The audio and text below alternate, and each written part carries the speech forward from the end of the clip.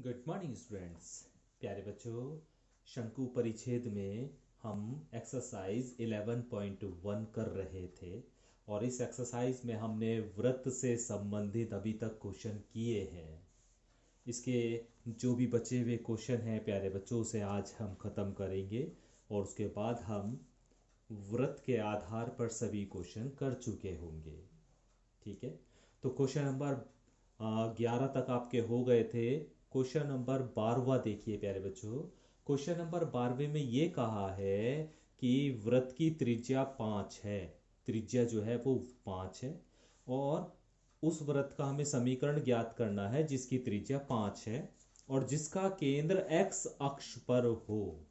तो इस तरह एक वृत्त है प्यारे बच्चों जिसका केंद्र x अक्ष पर है।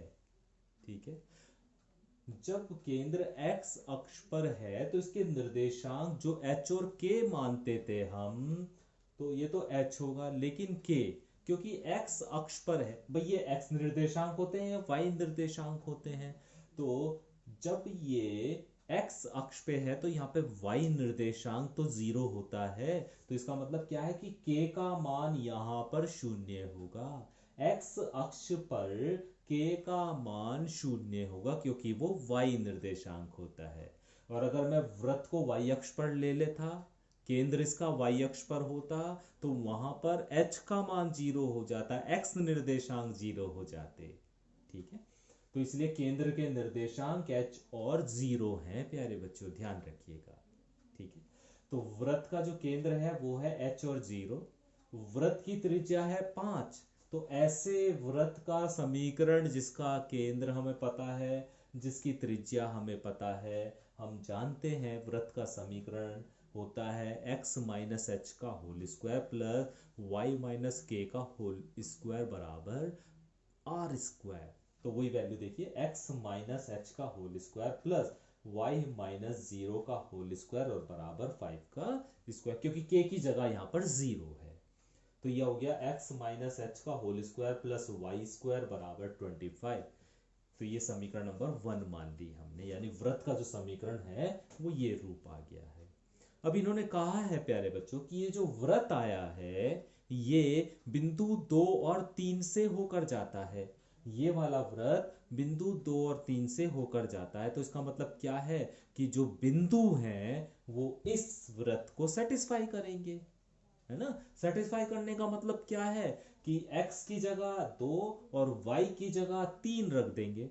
भाई वृत्त जो है बिंदु 2 और 3 से होकर जा रहा है, तो इसका मतलब क्या है कि ये बिंदु इस वृत्त पर स्थित है कि नहीं है। तो इसका मतलब x की जगह 2 और y की जगह 3 रखेंगे। तो रख दीजिए, x की जगह 2 और y की जगह 3 रख दीजिए।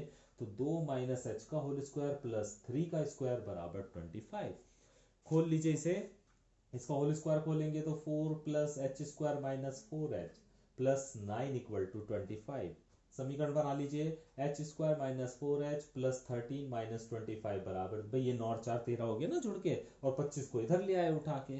तो हमारे पास समीकरण आ गई H square minus 4h minus 12 बराबर 0। इसके आप फैक्टर्स कर दीजिए, गुणनखंड कर दीजिए। वैसे मैंने करके दिखा रखे हैं आपको। 12 के ऐसे टुकड़े जिन्हें घटाने पर 4 आ जाए तो 6 दूनी 12 हो जाएंगे। फैक्टर करने के बाद इतनी बात तो आपको आनी चाहिए। ठीक है, तो फैक्टर करने के बाद जब हमने देखा तो h का मान दो वैल्यू मिल गई हमें, 6 और माइनस का 2। h की दो वैल्यू मिल गई हमें, 6 और माइनस का 2। अब इस h की वैल्यू को हम यहां पर रख देंगे, h की वैल्यू को यहां पर रखेंगे। तो पहले 6 रख दो तो वृत्त का समीकरण मिल जाएगा, फिर माइनस 2 रख दो तो एक और वृत्त का समीकरण आपको मिल जाएगा। तो दो वृत्त के समीकरण यहां पर आपको प्राप्त हो जाएंगे। तो हम सबसे पहले h का मान 6 रख रहे हैं। तो h का मान 6 रखा है तो वृत्त का समीकरण क्या प्राप्त होगा आपको, मतलब h की जगह यहां पर 6 रख दीजिए। तो x माइनस 6 का whole square plus Y square बराबर 25। ठीक है, खोल लीजिए इसका whole square, X square plus 36 minus 12x और प्लस वाई स्क्वायर माइनस 25 बराबर 0।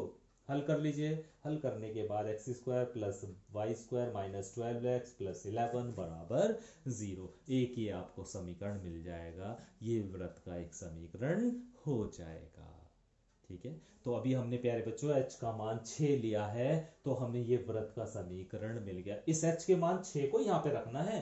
कभी सोचो कहाँ पे रख रहे हैं, इस व्रत का समीकरण तो ये आया है ना हमारा भाई, व्रत का समीकरण ये आया है, इसी में हमने h का मान रखना है। तो h का मान यहाँ पर कितना रख दिया हमने, 6 रख दिया, तो हमें हल करने के बाद ये व्रत का समीकरण मिल जाएगा। अभी उसके बाद h का मान -2 रखिएगा प्यारे बच्चों, इसमें h का मान -2 रखिएगा तो x प्लस 2 हो जाएगा ना, ये उसका whole square plus Y square बराबर 25। इसे भी इस तरह से हल कर लीजिए, हल करने के बाद आपको एक और समीकरण मिल जाएगा, वो व्रत का एक और समीकरण हो जाएगा। तो इस तरह प्यारे बच्चों हमने इस क्वेश्चन में ऐसे व्रत का समीकरण ज्ञात कर लिया जिसका केंद्र एक्स अक्ष पर है और जिसकी त्रिज्या 5 सेंटीमीटर है या 5 इकाई है। ठीक है, क्वेश्चन नंबर 13 देखिए प्यारे बच्चों। एक व्रत है जिसका समीकरण हमें ज्ञात करना है और जो 0 और 0 से होकर जाता है और जो निर्देशांकों से ए और बी अंतःखंड भी काटता है। ठीक है, तो देखिए इस तरह का एक व्रत है जिसका केंद्र हमें नहीं पता है, जिसके केंद्र को हमने एच और के मान लिया है, तो हमने लिख भी दिया है मानव व्रत का केंद्र एच और के है तथा इसकी त्रिज्या आर मान ली है हमने। ठीक है, ये इस तरह का व्रत है प्यारे बच्चों जहां पे ये एक्स अक्ष को स्पर्श कर रहा है, जिस बिंदु पर उसकी मूल बिंदु से दूरी ए है। तो प्यारे बच्चों यही तो कहा है इन्होंने, एक्स और ये निर्देशांकों से ए और बी अंतःखंड काटता है, मतलब जहां से ये स्पर्श कर रहा है ना वहां से यहां तक की दूरी ए है और इसी तरह वाई अक्ष पर ये दूरी बी दी हुई है। तो जहां पर ये स्पर्श कर रहा है एक्स अक्ष को, उस बिंदु के निर्देशांक हो गए ए और 0, और जहां पर ये वाई अक्ष को स्पर्श कर रहा है उस बिंदु के निर्देशांक हो गए 0 और b। तो इसका मतलब क्या हुआ प्यारे बच्चों, इन्होंने एक तो ये बात कह रखी है 0 0 से होकर जा रहा है, ये तो अपना आप ही कह दिया है इन्होंने क्वेश्चन में, और दूसरी बात हमें क्या दिख रही है कि ये व्रत a और 0 से और 0 और b से भी होकर जा रहा है। ठीक है, तो a और 0 से और 0 और b से भी होकर जा रहा है। ठीक है, तो सबसे पहले हम शुरुआत करते हैं कि हमें व्रत का केंद्र एच और के पता है, त्रिज्या आर पता है, तो ऐसे व्रत का समीकरण क्या होता है, x माइनस एच का whole square plus Y minus K का होल स्क्वायर बराबर आर स्क्वायर। इसे खोल लीजिए, होल स्क्वायर खोल लीजिए, खोलने के बाद आपको ये स्थिति मिल जाएगी, इसे आपने समीकरण नंबर 1 मान लिया है। अब इन्होंने कहा है कि व्रत जो है बिंदु 0 0 से होकर जाता है, तो यहाँ पर x का मान और y का मान 0 रख दीजिए, तो आपको ये सिचुएशन मिल जाएगी, H square plus K square बराबर आर स्क्वायर। और अगर आप इसे खोलना नहीं चाहते तो मत खोलिए, कोई प्रॉब्लम नहीं है, यहीं पर आप x की मान 0 रख दीजिए, यहाँ पर आप y का मान 0 रख दीजिए, तो यही वैल्यू मिल जाएगी आपको, H square plus K square बराबर आर स्क्वायर। ठीक है, अब इस आर स्क्वायर की जो वैल्यू है, इस आर स्क्वायर की जो वैल्यू है उसे समीकरण नंबर 1 में रख दीजिए, आर स्क्वायर की जो वैल्यू आई है उसे समीकरण नंबर 1 में रख दीजिए। तो हमारे पास क्या स्थिति आएगी कि X square plus H square minus 2xh plus Y square plus K square minus 2y K बराबर H square plus K square. ठीक है, एच स्क्वायर और के स्क्वायर से एच स्क्वायर और के स्क्वायर कैंसिल आउट हो जाएंगे, बचेगा हमारे पास X square plus Y square minus 2xh minus 2y के और बराबर 0। ये हमारे पास व्रत बचेगा, व्रत का समीकरण बचेगा, इसे हमने समीकरण नंबर 2 कह दिया है। ठीक है, तो प्यारे बच्चों ये जो व्रत का समीकरण आया है ये बिंदु a और 0 से और बिंदु 0 और b से होकर जा रहा है। तो व्रत बिंदु a और 0 तथा 0 और b से होकर जाता है, तो इसका मतलब क्या है, इस व्रत को ये संतुष्ट करेंगे बिंदु, मतलब क्या है कि इस बिंदु को इस व्रत में रख दीजिए, यानी x की जगह a रख दीजिए पहले, तो x की जगह तो a रखा और y की जगह 0 रखा, तो हमारे पास एक स्थिति आ गई जिसमें हमें 2h का मान a मिल गया। ठीक है, इसी तरह जब हमने 0 और 20 दूसरे व्रत में दूसरी समीकरण में रखा, तो यहाँ पर x का मान 0 और y का मान b रखा, तो हल करने के बाद आपको मिला 2 के बराबर b के बराबर। ठीक है, तो हमें 2h की वैल्यू a मिल गई है और 2k की वैल्यू b मिल गई है। अभी प्यारे बच्चों आपको एक काम करना है, इस 2h बराबर a और 2k बराबर जो b आया है उसे आप समीकरण नंबर 2 में रख दीजिए, तो आपको वृत्त का समीकरण मिल जाएगा।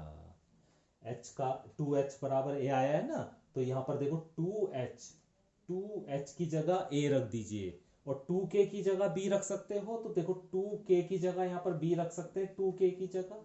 तो क्या समीकरण बनेगी, X square plus Y square minus X A minus B Y बराबर 0। यही वृत्त का समीकरण हो जाएगा। तो बस अब आपको एक दो लाइन और बढ़ानी है कि 2h बराबर a और 2k बराबर b समीकरण नंबर 2 में रख दीजिए, तो आपको वृत्त का समीकरण जो होगा वो मिल जाएगा X square plus Y square minus X A minus Y B बराबर 0। यही इसका सॉल्यूशन हो जाएगा।